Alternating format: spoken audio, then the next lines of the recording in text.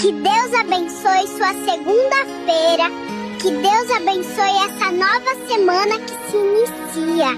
Que cada passo seja firme, guiado pela mão dele e cheio de esperança. Que sua semana seja marcada por vitórias, conquistas e aprendizado. Que as portas certas se abram diante de você e que nada te falte.